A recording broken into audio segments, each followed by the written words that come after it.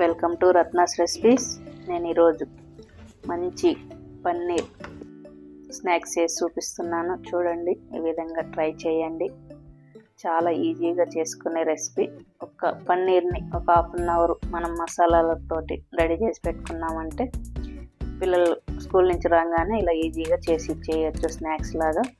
ఇప్పుడు చేసే విధానం చూద్దాం. ముందుగా పన్నీర్ అట్లా పీసుల్లా కట్ చేసి పెట్టుకోవాలి. అవి అలా కట్ చేసుకొని ఒక గిన్నెలోకి తీసుకోవాలి. అవన్నీ ఈ రెసిపీ మా పాపే చేసుకున్నదే, ఆమెకి తినాలనిపించింది అనేసి అట్లా ఆమెకి మాకు అట్లా చేసి ఇచ్చింది అనమాట సరదాగా. ఇప్పుడు సాల్ట్, పసుపు, గరం మసాలా, జీలకర్ర పొడి, ధనియాల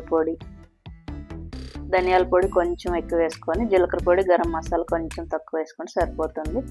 ఇప్పుడు కారం, మనం ఎక్కువ కారం తినాలనుకుంటే కారం కొంచెం ఎక్కువే వేసాము. కారం అన్నీ వేసుకొని ఆ పొళ్ళన్నీ ఆ పన్నీర్కి పట్టేటట్టు కలుపుకోవాలి.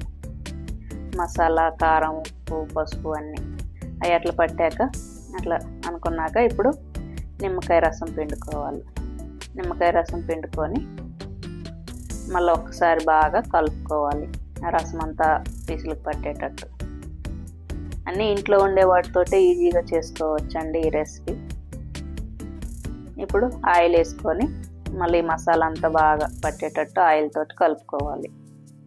ముందే వేసుకోవచ్చు, కానీ పన్నీర్కి మసాలా పట్టాలంటే ఈ విధంగా ట్రై చేయండి. అది చప్పగా అనిపిస్తుంది కదా పన్నీర్ తినేటప్పుడు, అట్లా అనిపించదు అనమాట మనకి ఇట్లా చేయడం వల్ల. అంత ఒక అరగంట తర్వాత మళ్ళీ ఒక్కసారి కలుపుకొని ఇప్పుడు స్టవ్ వెలిగించి బాండ్లు పెట్టుకొని అందులో నెయ్యి వేసుకొని ఫ్రై చేసుకోవాలి. దీనికి ఎక్కువ ఆయిల్, నెయ్యి కూడా ఎక్కువ ఏం పట్టదండి. ఆ స్పూన్ తోటి ఆ పన్నీర్ అంతా ఫ్రై అయిపోయి ఇంకా బాండ్లో ఆయిల్ అట్లే ఆ నెయ్యి ఇంకా ఉంటుంది అనమాట. ఇప్పుడు పన్నీర్ అంతా అట్లా క్యూబ్స్ అన్నీ వేసుకొని పీసులన్నీ కొంచెం ఫ్రై అయ్యాక తిప్పుకోవాలి. అట్లా తిప్పుకొని ఆ మసాలా ఎక్కడ విడిపోదు చూడండి. ఒక హాఫ్ అన్ అవర్ నానడం వల్ల మసాలా అంతా అట్లే పట్టుకొని ఉంటుంది. మనం ఏ కార్న్ఫ్లోరు, మైదా, శనగపిండి, బియ్యం పిండి ఏం పిండ్లు ఏం వాడలేదు.